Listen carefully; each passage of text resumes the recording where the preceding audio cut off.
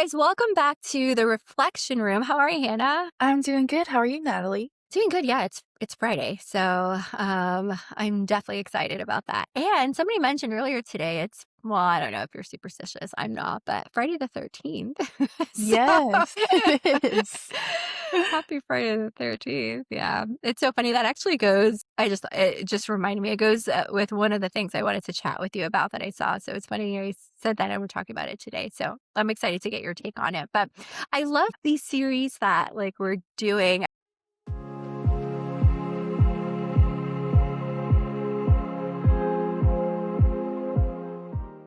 But, yeah, I'm excited to share. I happened to stumble upon them over the last week or so, and I was like, "Oh, I wonder what Hannah would have to say about this." So I definitely pinned it and saved it. But I thought you could go first and share one of the things that you've come across recently. Yeah, so this first one, I don't know if you've ever taken an Uber, but Uber has started a women's only option for drivers. So if you're a woman and you're traveling and you want to be driven by a woman, you can choose that now. But some people are saying that Uber is discriminating against men by doing this. Man, Yeah. okay. So basically, Hmm. Uber says it gives you the option to choose a woman driver. This is also to help women get into driving Ubers because some drivers wouldn't feel safe, I guess, driving men around. So it gives women the option to choose a woman driver.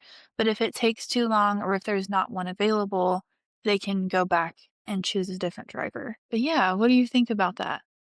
That's a tough one. I mean, so I will have to say, so personally, yes, I have been in Ubers and, have I felt unsafe?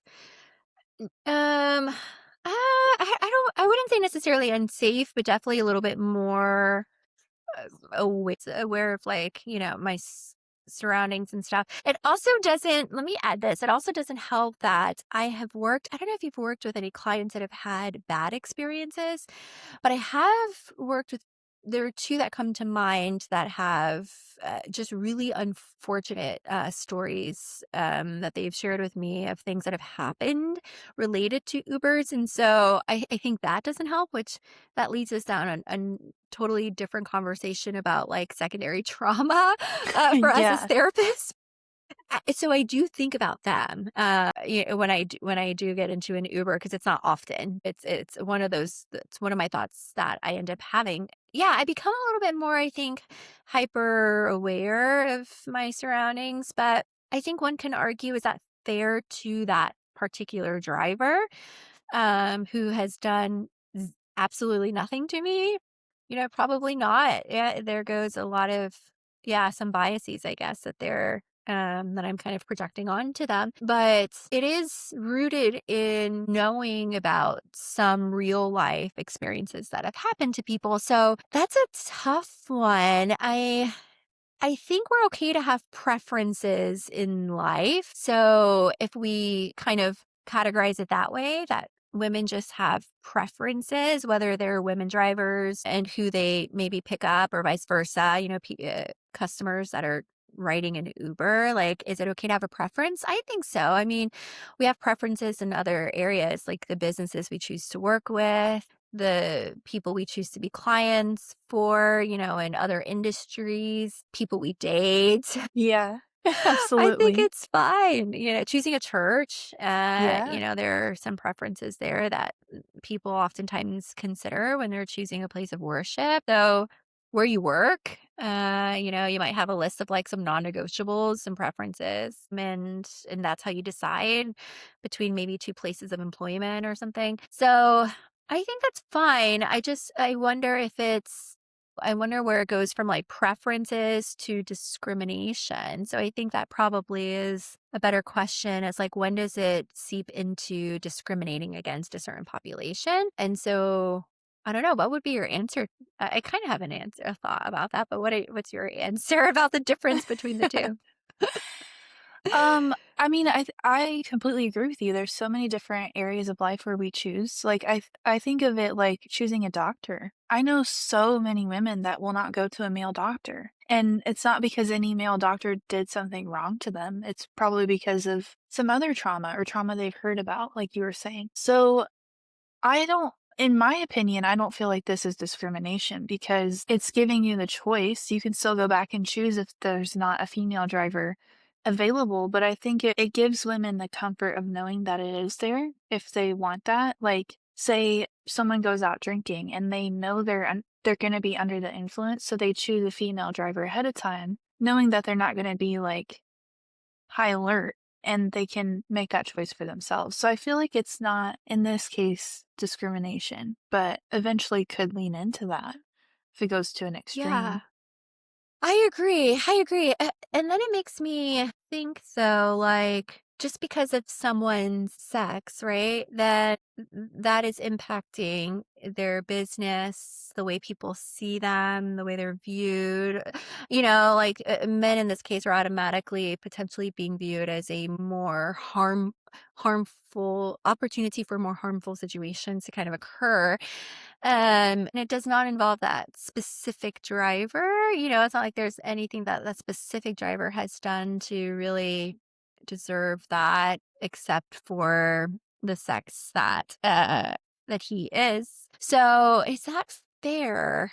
I don't know. That's a really yeah, it's definitely something to ponder.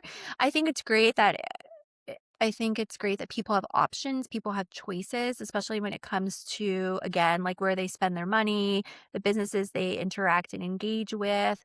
But so it's great to have multiple options. I don't necessarily know if it's fair, yeah, for, the men in that situation. But then again, we also choose, there's some people that prefer people of color, businesses owned by people of color, businesses. You'll see sometimes a thing will say like a women owned business. Yeah. And so somebody might decide to go there just because, she's identifying as like a woman. So yeah, this is a difficult one. I don't It is. know. I am glad it's available for people that feel like they're needing it.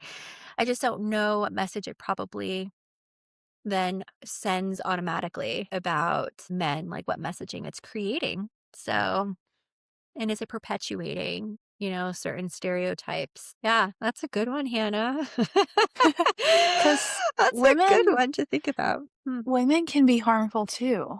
I don't know if you've heard Mm-hmm. of female abusers, but I hear that, like, not quite often, but I do hear stories of women who abuse children, or you never know. Like, Mm-hmm. women are Mm-hmm. capable as well. So I feel like you're right. Like, it could be perpetuating that stereotype. Mhm. Yes. Yeah, exactly. And then yeah, and then because of that are women that are, harmful or don't those women that fall into that category, are they able to then go under the radar a little bit more because of this messaging that, Uber is putting out that some people might feel more safe with women. And then now that small population of women that, don't necessarily make the best decisions, are they then going under the radar and able to kind of navigate that a little bit more stealthily. So yeah, that's an interesting one. I love that you brought that one up. So I could see both sides, totally see Yeah. both sides. Yeah, for sure. That's cool. So it's interesting you brought up this feeling of like this idea of feeling, wanting to feel comfortable versus like hypersensitive in certain situations. So it kind of goes hand in hand with my first one. So I happened to be scrolling and I saw that there was something that was phrased as anxiety cinema. Have you ever heard of it? No. No? Okay, so, yeah, let me look and see what it was titled. The Rise of Anxiety in Movies, and it was interesting. So, the way it said, "Do movies make you more anxious?" And so of course, my initial thought was like, I mean, I don't know about you, but I steer clear of anything related to anything scary, I don't know. I do kinda like psychological thrillers, but besides that, yeah, anything that could potentially raise my heart rate, I definitely stay away from. So, my answer initially was like, yeah, of course some movies make you feel more anxious, but as I was reading through, it was saying that it's actually been an intentional thing for like the movie industry to lean into and capitalize on. Years ago, you would see movies that like horror movies or movies that were just scary in nature but related, or even movies about like wars or things happening on a global level that would cause people to feel really stressed out. But it was saying that there's been a shift lately where movies and shows now are tapping into like real life domestic and social situations. So things that the average consumer could potentially experience in their life versus like a national invasion, probably wouldn't be as probable, I guess. But like with these situations, we're talking about, yeah, things like an Uber situation would be an example, so you might find a movie about that, or um, things happening, at home where there's potentially like break-ins or stuff that any one of us could experience at any point in time. And then the idea behind it is that there's an increase of people that are anxious going to see these anxious movies. So why do you think that's the case? Very interesting. Yeah. So I feel like I've noticed that. And I think when I'm watching a movie and it makes me feel feelings, I feel like that's a great, well-made movie, because if they're able Hmm. to pull you into it, then they did their Hmm. job well. So that's what I've kind of like thought of watching these movies, but I don't know what the draw would be to watch these. And I am one of those people. Like I love love it. I love a moral dilemma. Like, while you were explaining it, I was thinking about, like, the Squid Game show. Have you seen that one on Yes. Netflix? Yes. Yes. Yes. Yes. Yeah, Uh-huh. and I was thinking about, like, that moral dilemma of, like, what would a person do to get rid of their debt in a world where debt is so common and it just Hmm. weighs people down. So I thought that was, like, a interesting dilemma to think about, and you think about yourself in that position and imagining like what levels you would go to, and of course you'd be like, no, I wouldn't kill somebody for debt. But then it kind of, these shows and movies kind of show just the social situation, and you with a sociology degree, Hmm. I feel like that would be fascinating for you too. Hmm. Yeah, absolutely. I agree. I'm also one of those people that like will. There's so many shows I'm thinking about. Like I think His and Her on. It Yes, might I be on love Netflix or that something. one. Yeah. Okay. So that there So have been quite a few lately that have been so good, but very suspenseful, and then it does get you thinking like, oh gosh, can that happen to me, kind of thing, right? And so the what it was saying was on the platform I was reading it on, so it said that people find it to be very cathartic because it's an opportunity for emotional release. And so with everything that's happening in life and on a global, national, personal like scale, a lot of us, but more importantly, those people that are prone to anxiety, just are absorbing it all and just walking around with so much tension. But things like this hit kind of close to home. It allows for this spike in emotion and then a release of the emotion after. So people are finding it to be satisfying in that way. It's kind of like uh why sad people listen to sad songs, right? And yeah. that probably, I don't know if you've ever talked to clients about that, but I'm like, okay, yeah, why are we watching that? Why are we listening to that? Yes. Like clearly it's not helping. Yeah. But in some ways, it might be helping because it's an opportunity for emotional release. And the interesting, they gave an example. They said some people might find it safer to have pseudo panic attack, like in the middle of a movie theater surrounded by people, knowing that you're not alone and it's also a safe environment. So you kind of get that spike in emotion and then release versus it happening, let's say, in the middle of the night. If you live alone, no one's around, and you feel like you're having a heart attack or something, right? And you're kind of dying without any support or help. I thought that was very intriguing. So, do you think would you say that's healthy? Or do you think that in certain situations, like what would you say about that? Yeah. Well, relating it to what you just said about like sad music, I hear that all the time. And usually what I tell clients is let's set a timer on it, like to release those feelings, those emotions, because you can't just be like sit in it all day. You're just it's gonna like really weigh you down.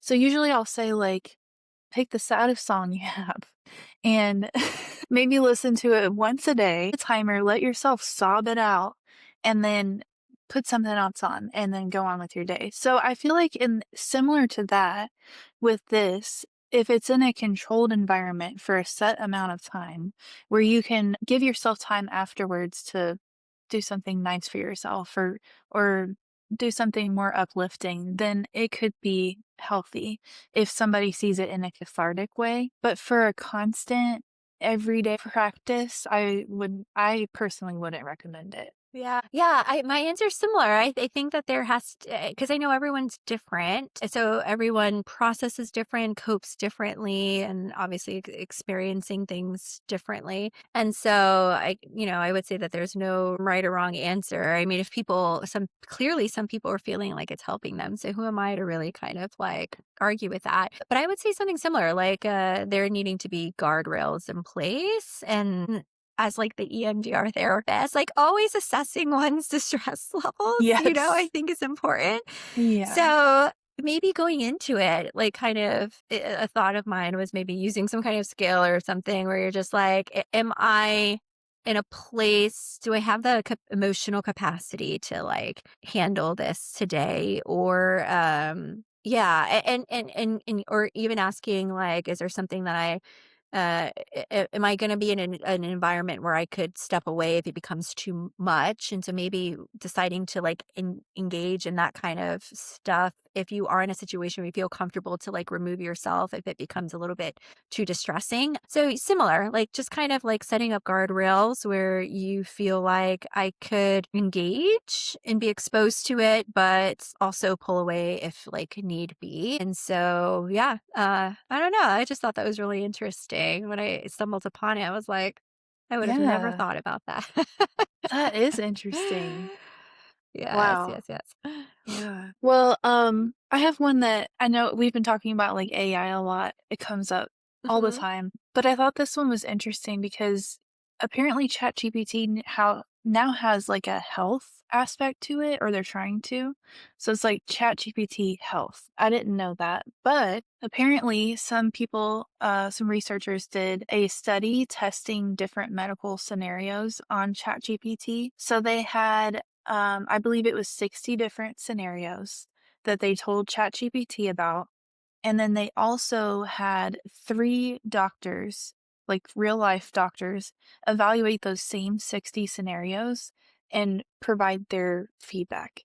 And it turned out that let's see, in more than half of the cases in which doctors would send patients to the ER, the chatbot said it was okay to delay care. So, yeah, and that's quite a bit of cases where these three doctors would say, like, you should go to the ER immediately. They said the ChatGPT said it was okay. So I don't know about you, but I do get a lot of clients asking AI about their health concerns and mental Yes. health concerns. So yeah, what are your thoughts on that?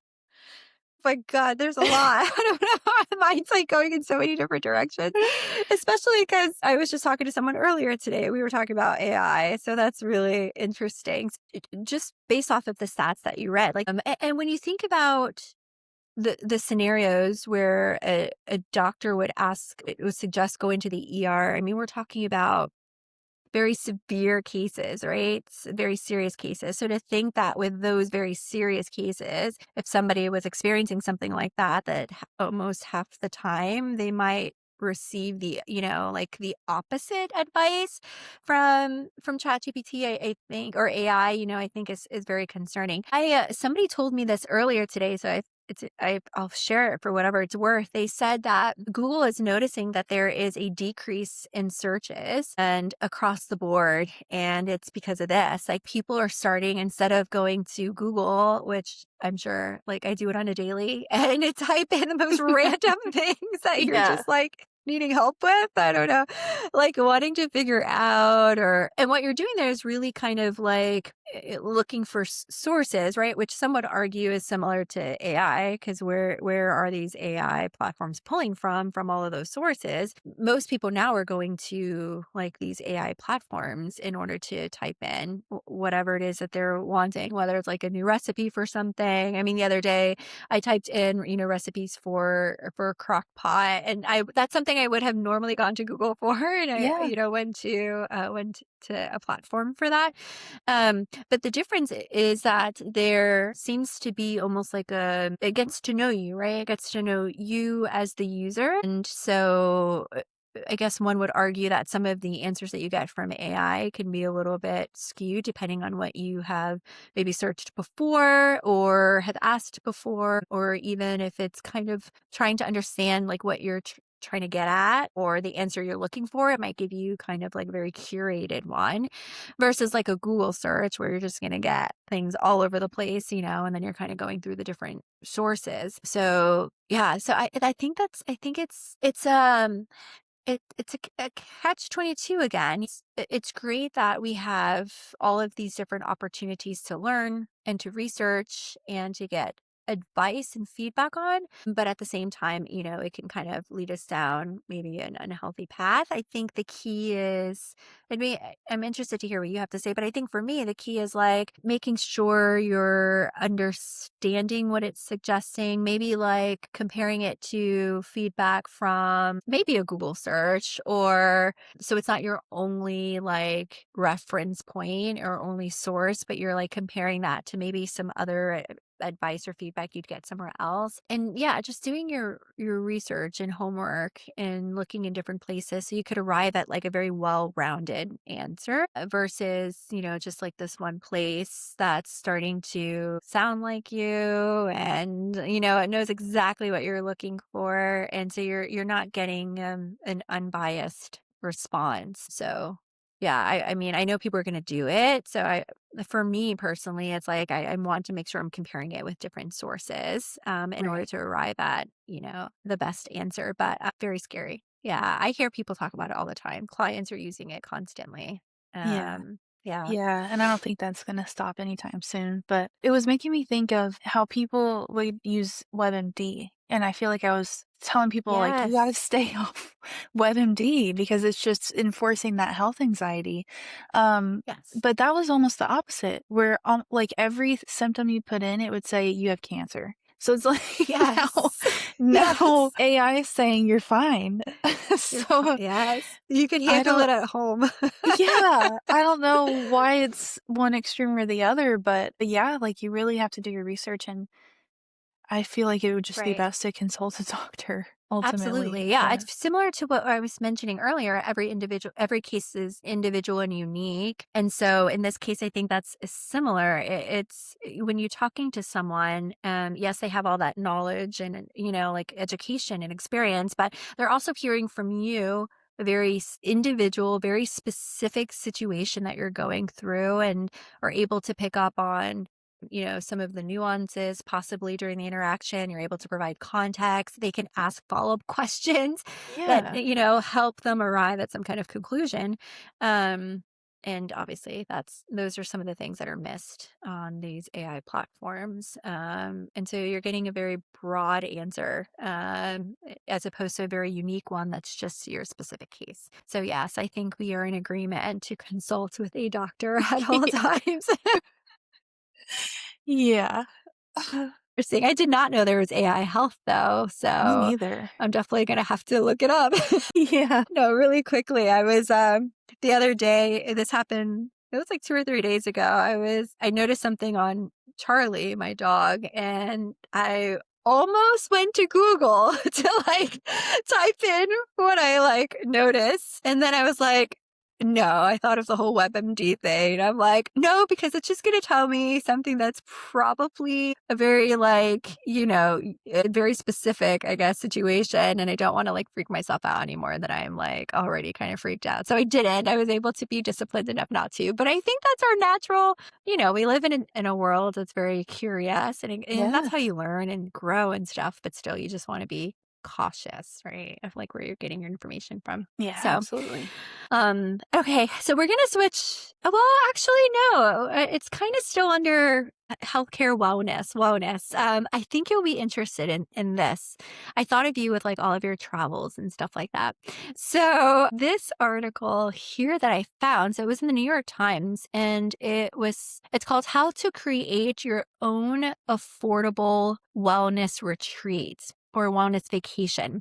So this was interesting. So they were saying that, okay, so let me see how I could explain it. So they were saying that recently big companies and even like certain countries, towns, cities, places to visit have jumped on this wellness bandwagon and they have capitalized on it to create very like luxurious or like luxury wellness vacations or like retreats. And obviously, it only caters to a certain population, right? That can afford these kind of retreats and vacations. But it's oftentimes things that you could do on your own and find like local places that offer some of those services at like a fraction of the cost. And so they were saying, don't connect like price with how beneficial those wellness services are. So just because it's this luxurious wellness vacation doesn't necessarily mean that you're going to improve your overall health or wellness. And so I thought that was interesting. And of course, it gave suggestions on like things that you can do on your own. But I know you're like a travel girly. I wish I could be in this season. But I was like, I wonder if Hannah even like engages in any of this stuff when she's like abroad. So do you look for wellness like things to do, or are you just really being like a typical tourist? Yeah, I feel like when I go on vacations, I'm like on the go. Like I wake up and I go until I literally can't go anymore. Like I want to see all the countryside. I want to see like every museum and castle and I want to know the history so for me it's more of like educational. I love history like so much. So that's more of what I go for, but it would be a more relaxing vacation if I did some of that kind of Yes. stuff. Usually I come back more tired than when I left, but in Yes. a different way. So Mhm. I feel like that could be beneficial, like looking up different like wellness things to do. Yeah. Mhm. Yeah. I think so in some ways. Like I definitely think that you're right. Like carving out like when you're on vacation, you're hopefully not working as much, right? Or like you're just kind of away from your like normal day-to-day routine. And so the hope is that you have a little bit more time to focus, maybe on some of these things. But yeah, they were giving examples of things that people typically will like travel to go do somewhere when in reality, you have very similar activities at your fingertips within your local community. But because it's local and in most cases not as expensive, then people find it to be not as effective. And so they were saying, like, that is not the case. In fact, and then they were giving examples like going to your local springs or going on, walks on trails and like provide very similar effects that maybe traveling to Norway to do this like fancy Norwegian, I don't know, spa or something, it would provide very similar effects. And so I thought that was interesting. And then the last part that they highlighted was wellness is not something to be experienced, it's something to build. And so a lot of times people will go away, experience it like one time and then come back, but they still live their life the same way. They're still like super maxed out with their time and their resources and energy, and then get depleted very quickly. And then end up feeling like they have to go back again in a year to experience a very expensive, like wellness experience. When in reality, it's not, it shouldn't be an experience. It should be something that you're working on Yeah. a daily, weekly basis.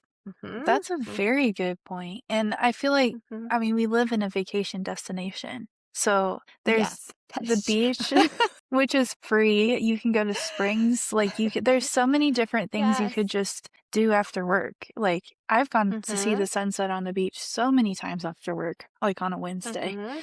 Um, Mhm. it's just, yeah, like I feel like especially in our area, there's like a lot of good options for that. Absolutely. I Yeah. agree, yeah, and then one last thing too, they brought up a good point, and we had talked about this on another episode. It was with, one of the nutritionists about the impact of communal experiences. It was communal eating, when, that we Yes. had talked about, but and this article is saying even going to places like public pools, right? Like, things like that. They were saying there is a benefit to it in terms of, like, being around other people, experiencing the community, engaging relationally with others, and so that experience in itself, not necessarily the public pool, but, like, that experience in itself, can be beneficial to, like, one's overall wellness, and I thought that was interesting too. So, yeah. Hmm. I like that. Yeah. It kinda Very makes me cool. think of Disney. People who are big Disney people, like, they tend to gravitate towards each other. So I have Yeah. one more, and I guess kinda related to Disney in a little bit. It's in a gaming way, the game Roblox. You've heard of it? Yes, Okay. I have 2 nephews. Yes. Yes. Well, Nebraska is the latest one, or I guess whole state, to sue Roblox, alleging child safety failures. And yeah, so I've heard about this when I worked with kids for a while there. I would hear their parents talk about it, and I would, they would start to pull back on letting them play, or they would have certain restrictions around Roblox, because they have been known to have some child predators on there. And since it's active chatting back and forth with other players, it's become a problem. So now Nebraska is suing them. So have you heard about Roblox and any of those? No, no, not at all. I didn't even know there was like a chatting option, so that's interesting. I had no idea that that was even something that was possible on Roadblock. So, who would you say is responsible for those situations where kids are engaging with these predators? Yeah, that's a great question because this article is about people are upset with Roblox themselves, like the creators of the game, for like enabling adult predators to groom children. But I don't know. I feel like online grooming is not a new problem. It's been around for a long, long time since I feel like the internet has existed. Like I remember being a kid and there being like chat rooms or um Craigslist or like different like Uvu, I think that's what it was called, like the chat rooms where you could be on camera. There were so many different kinds of like warnings people were giving out about it. So one, I feel like parents have to be aware of this stuff and they have to be setting up like restrictions around being online for their kids. But also these companies do need to do things that create some sort of restrictions for people or be kind of monitoring chat somehow without invading privacy. I don't know. What do you think about who should be responsible? Yeah. That's it's a tough one. I mean, we had a similar conversation, I think, last time too, and the example that we used was like cigarette Yeah. smoking, and then like them now putting a warning on the box and taking some kind of accountability for the impact of their product. And so I think what we're dealing with here is kind of like an ethical issue. I think it's both an ethical and a moral issue. Like, even if some people may not necessarily see it as ethically Roadblocks' responsibility.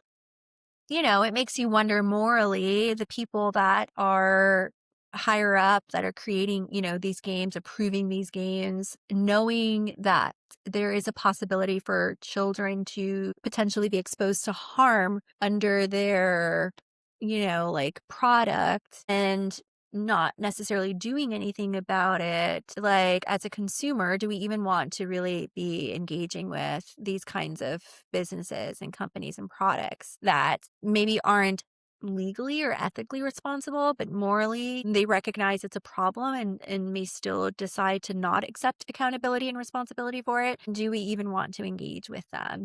So it's tough. I personally would probably say it's, yeah, but between parents or adults, caretakers, and then also those in the industry kind of creating this. And they may not, that may not have been their initial intent, right? So that's not like we're, so it's not that the intent was initially there, but I think once the awareness is there where it's like, oh, wait, this is happening within our platform or within our product, is there anything that we can do to kind of mitigate that? Not that they're, again, necessarily 100% responsible, but morally, is that something that they're choosing to overlook, ignore, or kind of wash their hands of? And then do we want to engage in with that kind of product anyways? And so I think it, goes back to then the consumer at that point. If we see that they're not accepting, responsibility for it. But I also do think, so this is a tough one. So let's remove the kids for a second and the predators. I think just broadly speaking, we do live in a world where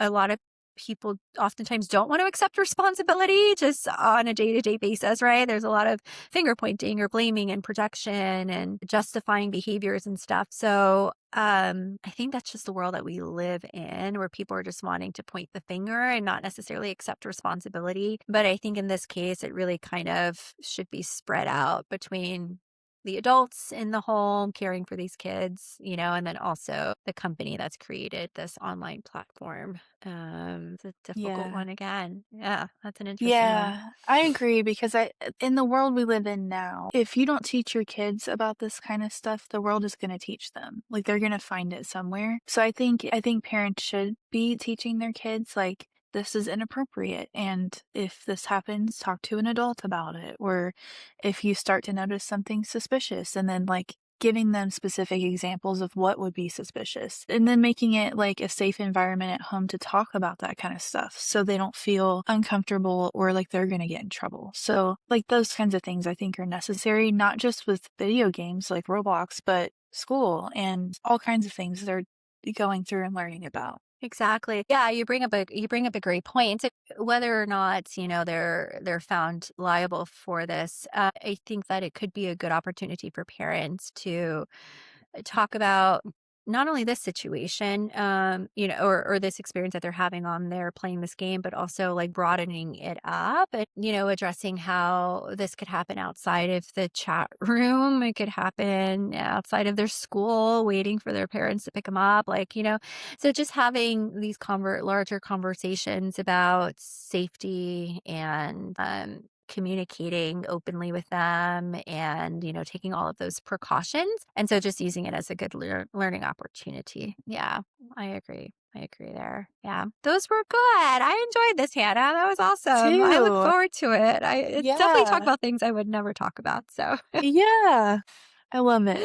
yes, yeah, we'll have to do it again. Well, thanks so much, guys, for spending time with us. We really enjoyed this time together.